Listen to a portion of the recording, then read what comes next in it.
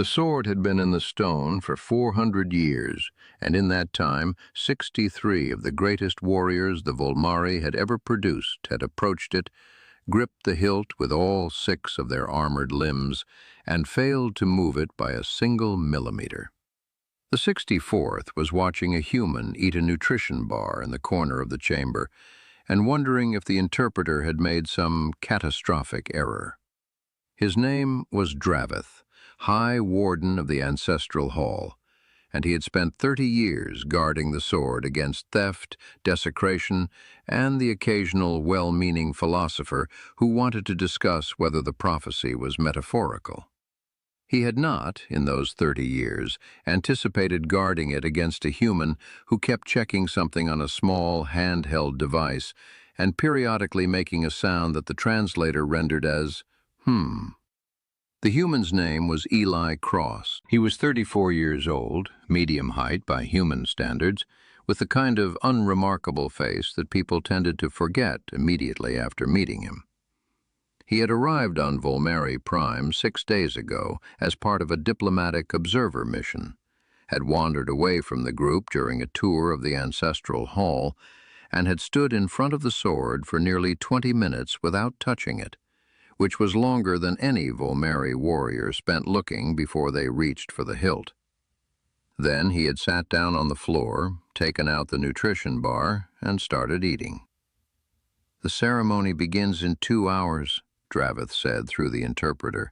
His 6 legs shifted against the stone floor, a Volmari stress response that he was too well trained to suppress entirely. Champion Cordath has prepared for 7 years. The entire ruling council will attend. The broadcast will reach every settlement on the planet." "I know," Cross said. He didn't look up from his device. "You are standing in the most sacred chamber on Volmari Prime." "Sitting, technically." Dravith's stress response intensified. "The sword of Voral Ashenmane has not been lifted since the Unification Wars. It is said to respond only to a warrior of perfect honor and absolute strength. Every living champion has attempted the trial. Everyone has failed." "Yes," Cross said. He finally looked up, and his eyes, which Dravith had noted were an unusual shade somewhere between gray and green, moved from the device to the sword and back again with an expression that Dravith could not classify. "I know." "Then may I ask why you are sitting in front of it eating a compressed food block?" Cross considered the question with apparent seriousness. "Because I'm thinking," he said. He was still thinking 40 minutes later when Commander Rachel Pierce arrived, slightly out of breath, with the expression of someone who had been searching for a missing diplomat across a sacred complex for the better part of an hour.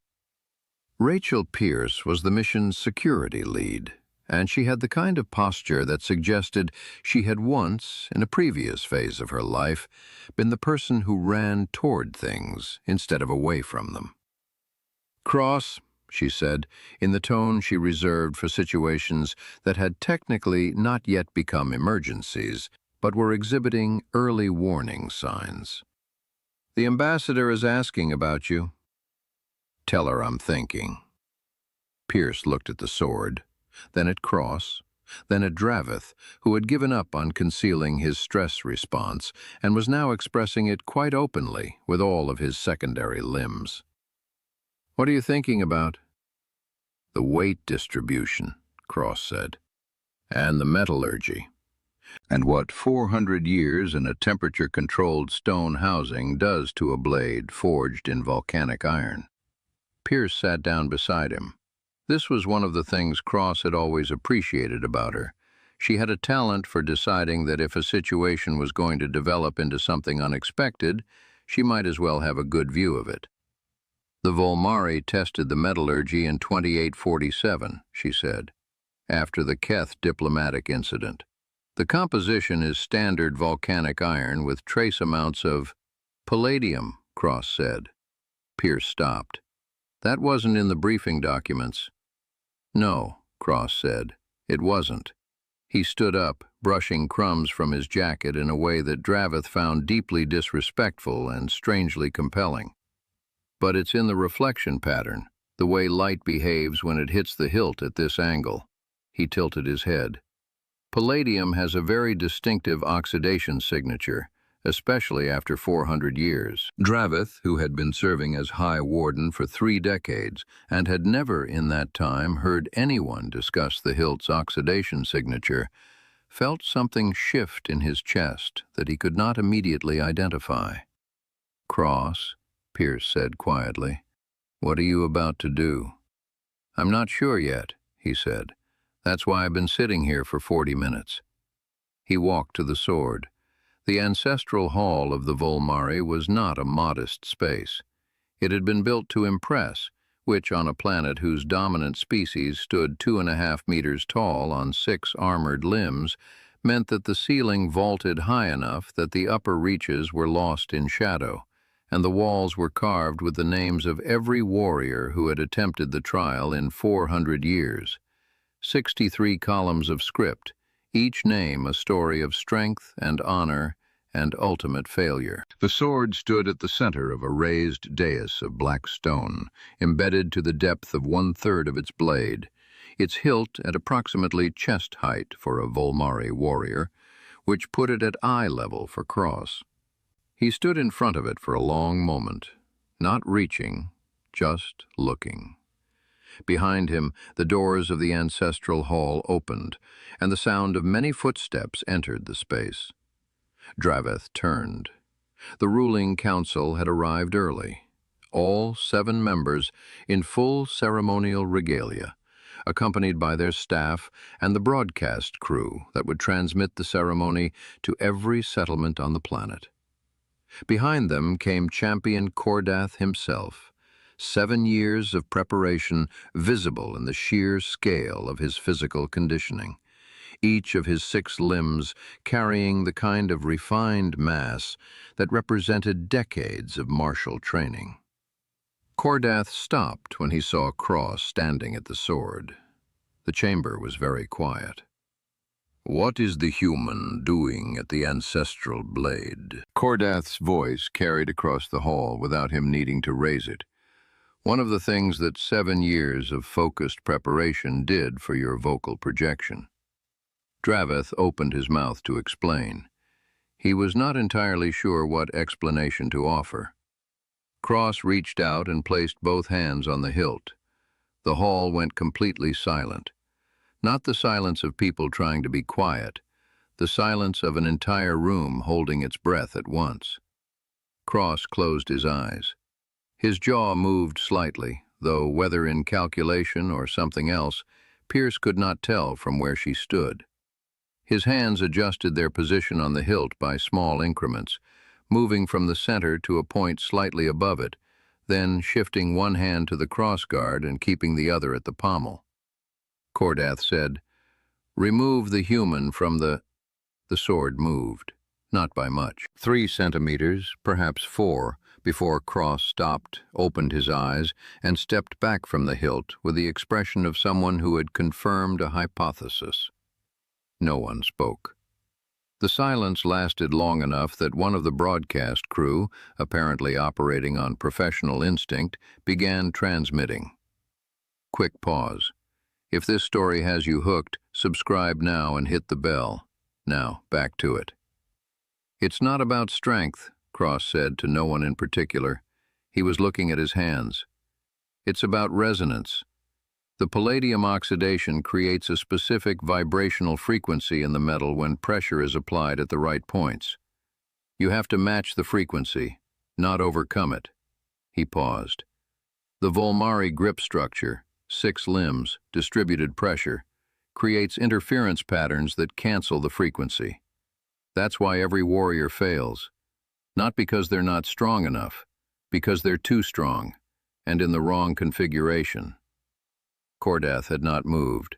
His 6 limbs were very still, which was not how Volmari stillness usually looked.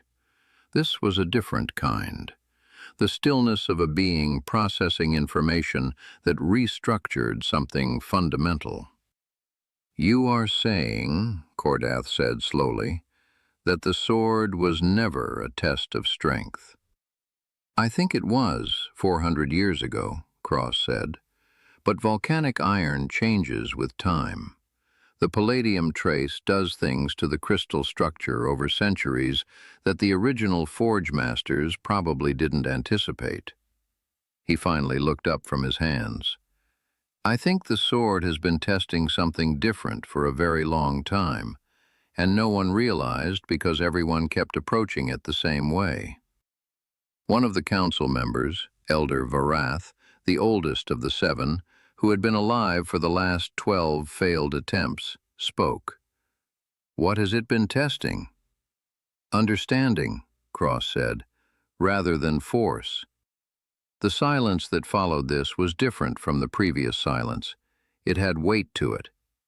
It moved through the chamber the way sound moves through water, slower than expected, reaching places the original wave hadn't aimed for. Pierce watched Draveth.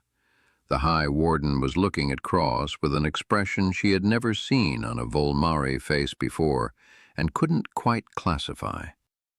It wasn't hostility, it wasn't welcome exactly. It was something more complicated, the expression, she thought, of a being who had devoted 30 years to guarding a sacred object and had just learned something about it that changed what those 30 years meant. You could have simply told us this, Cordath said. His voice was careful. Whatever he was feeling, and Pierce could see from the tension in his secondary limbs that he was feeling something significant, he was choosing his words with precision. If you understood the mechanism, you could have shared the analysis without touching it. Yes, Cross said. Then why did you touch it? Cross was quiet for a moment. He looked at the sword, still in its stone, shifted those 3 or 4 centimeters from where it had been for 400 years. Then he looked at Cordath. Because I wanted to be sure I was right before I told you. And because... He paused. Because if I was wrong, I wanted the only consequence to be my own embarrassment, not a misplaced belief in your culture's most sacred object. Cordath looked at Cross for a long time. Then he walked to the dais. He stopped beside Cross and looked at the sword, and then at the specific placement of Cross's hands before he had released the hilt, and then at Cross again. Show me, Cordath said. The broadcast was already reaching the outer settlements. It reached the deep desert outposts first, where reception was weakest and the delay longest. The communities there received their broadcasts on communal screens, gathered in the evenings after work. And what they saw was this: a human standing at the ancestral blade, his hands in a configuration that no Volmari warrior had ever used, explaining something to their greatest living champion, with the kind of quiet certainty that either preceded a disaster or a revelation. Then they saw the sword move. Then they saw Cross step back and begin talking, and they saw Cordath's stillness, and they could not hear what was being said.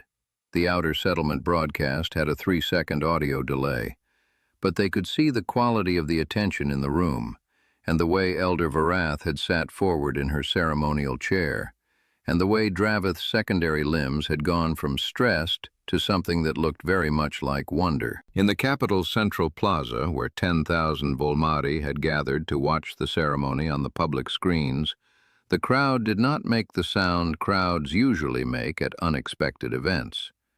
They made no sound at all for almost a full minute. Then the sound they made was not cheering. It was the sound of questions. 10,000 voices turning to the people beside them to ask what they had just seen, whether they had seen it correctly, what it meant. Back in the Ancestral Hall, Cross was repositioning Cordath's hands on the hilt for the 3rd time. The first 2 attempts had produced nothing. The 3rd produced a faint vibration in the blade. Not movement, but something preceding movement, a hum that Pierce felt in her back teeth from 12 meters away. You're fighting it, Cross said. Not with strength, you're past that. You're fighting it conceptually. You still think of this as a test you need to pass.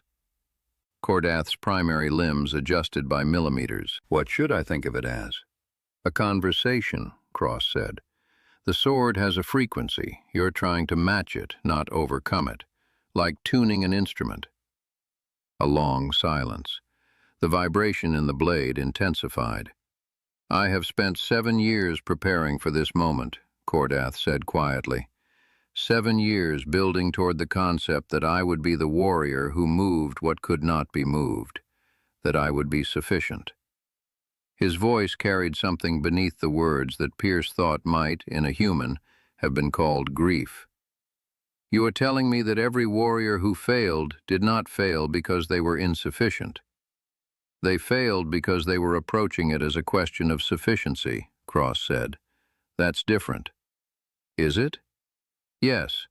One is about what you are. The other is about how you listen. The vibration in the blade became a tone, a low, resonant note that the stone dais seemed to amplify. And then, slowly, not in a single dramatic moment, but in a gradual release, like a held breath finally let go, the sword rose. Not 3 or 4 centimeters this time.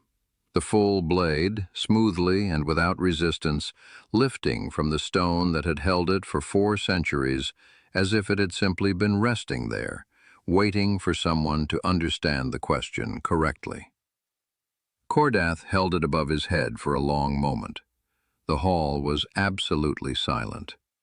Then, all at once, it was not. The sound from the Ancestral Hall broadcast reached the outer settlements with a 3-second delay, and when it did, the communities that had gathered around their communal screens made the sound that Pierce would later describe in her mission report as the single loudest noise I have ever heard from a non-combat source. It lasted for over a minute, and then subsided into something quieter.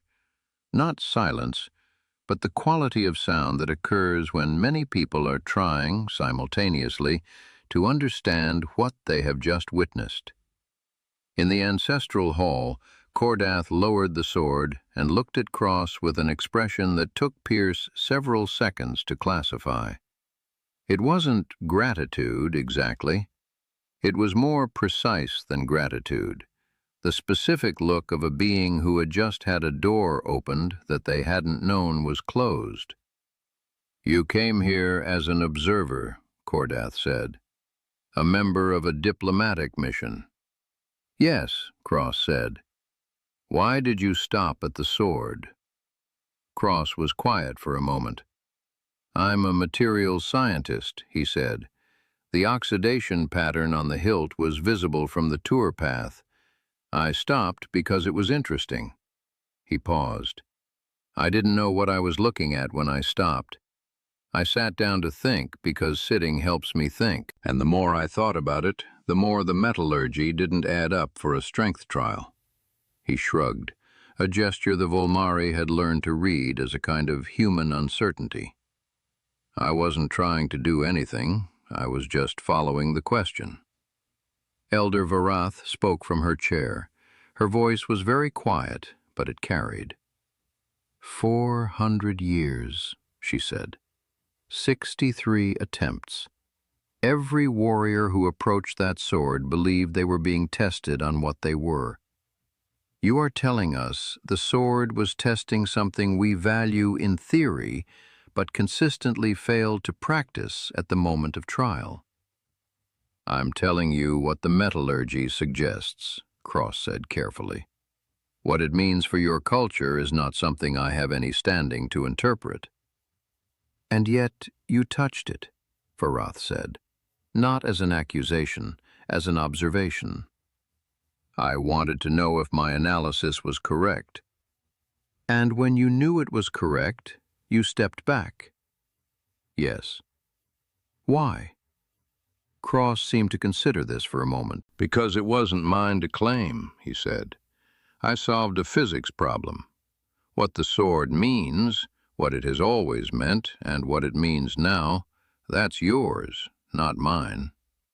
He glanced at Cordath, who was still holding the blade with the careful attention of someone handling something newly understood. He moved it. That matters. The fact that he moved it differently than everyone expected, I think that might matter more. The broadcast was still running. The outer settlements were still watching. And in the Capitol Plaza, where 10,000 Volmari had gathered expecting to witness their champion's 7th year of preparation rewarded or denied, the crowd was watching a human stand quietly to one side of the most sacred moment in their culture's recent memory and refuse to occupy the center of it.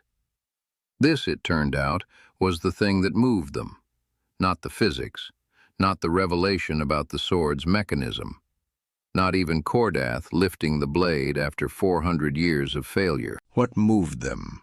What the broadcasts would replay for decades? What would enter the culture at a level below language? Was the moment Cross stepped back. Pierce watched it happen in real time. She saw the shift in the crowd's energy on the feed that one of the broadcast crew had left open on their equipment. And she saw Dravith's expression complete its journey from stress to wonder to something she had no word for. And she saw Elder Varath watching Cross with the particular attention of someone filing away an understanding they intended to use. She also saw Cross himself, standing to the side of the dais, doing absolutely nothing remarkable. And she thought, not for the first time in the 4 years she had worked with him, that the most difficult thing to do in a room where history was being made was to refuse to perform it. Cordath approached Cross. He held the sword in one of his primary limbs with the ease of someone holding something that had always belonged there, which perhaps it had. And he stopped directly in front of Cross and looked at him for a long moment. "I have a question," Cordath said. "Okay," Cross said. "The warriors who failed before me, the 63, were they good warriors?" Cross thought about it. "I don't know enough about them to say," he said. "But the fact that they failed the sword doesn't mean they failed at being warriors. Those might be different questions." "Yes," Cordath said. "I think so too." He was quiet for a moment. "I have spent 7 years building toward being enough.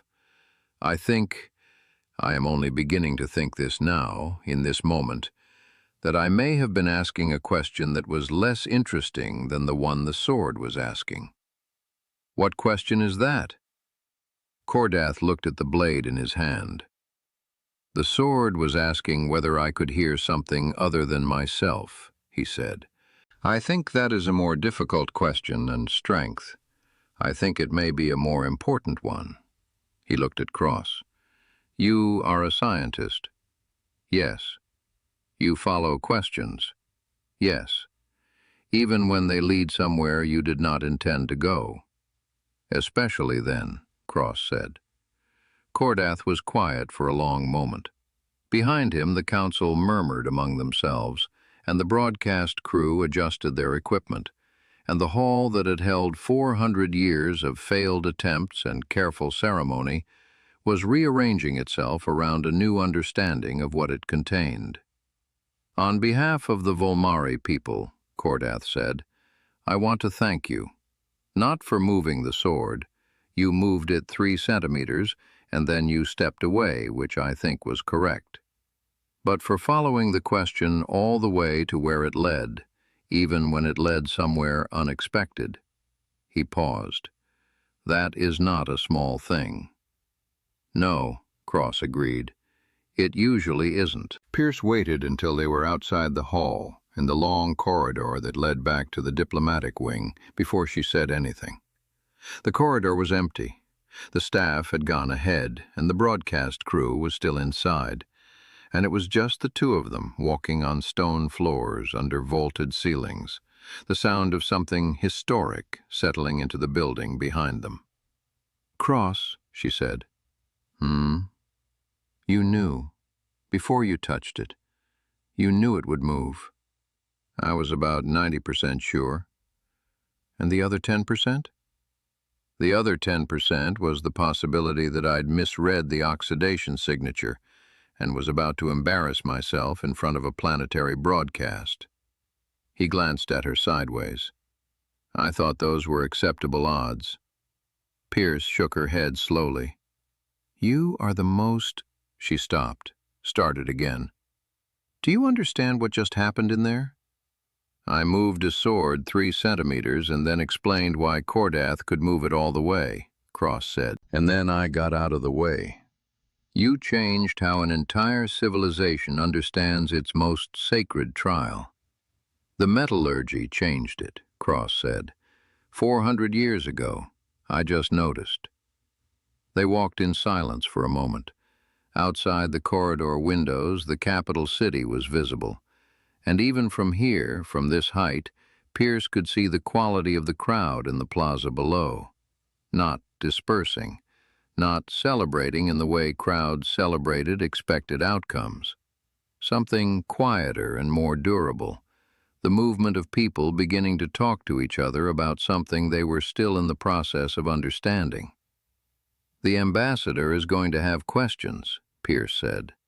Probably. The council is going to want a formal meeting. Almost certainly. Cordath is going to want to talk to you again. I'd like that, Cross said. He's interesting. He paused. The sword is interesting too. I'd like to do a proper metallurgical analysis if they'd allow it. There are trace elements I couldn't identify from visual inspection alone. Pierce stopped walking. She looked at him. He stopped as well and looked back, and she thought, not for the first time, that there was something in his expression in moments like this that was very difficult to describe. Not obliviousness, something more specific. The particular quality of a person who had decided, at some point early in their life, that the most interesting things were usually the things no one else had thought to examine closely, and who had built an entire way of being around following that instinct wherever it led. You walked into the most sacred chamber on an alien planet, she said, sat on the floor eating a nutrition bar, figured out a 400-year-old mystery, moved an unmovable sword, gave the credit to their greatest warrior, and now you want to do a metallurgical analysis. The palladium trace is genuinely unusual, Cross said. I've never seen that particular oxidation pattern in volcanic iron. It might tell us something interesting about the forge conditions 400 years ago. Pierce looked at him for another long moment. Then she started walking again. You're buying me dinner, she said. The good diplomatic dinner, not the ration packs. Fair, Cross said, and followed her down the corridor past the windows where the city was still processing what it had witnessed, toward whatever came next. Behind them, in the Ancestral hall, Cordath stood at the center of the dais and held the sword of Voral Ashenmane above his head, while 63 columns of names carved into the walls bore witness, and the broadcast carried the image to every settlement on the planet, and Elder Varath watched from her chair with the expression of someone who had just added a new question to a list she had been keeping for a very long time. The sword caught the light. The hall held its breath, and somewhere in the outer settlements, a 9-year-old Volmari, who had been watching the communal screen with her family, turned to her father and asked why the human had stepped back, and her father looked at the screen for a long moment before he said, "Because that is what it means to understand something rather than simply to want it." She would remember that answer for the rest of her life.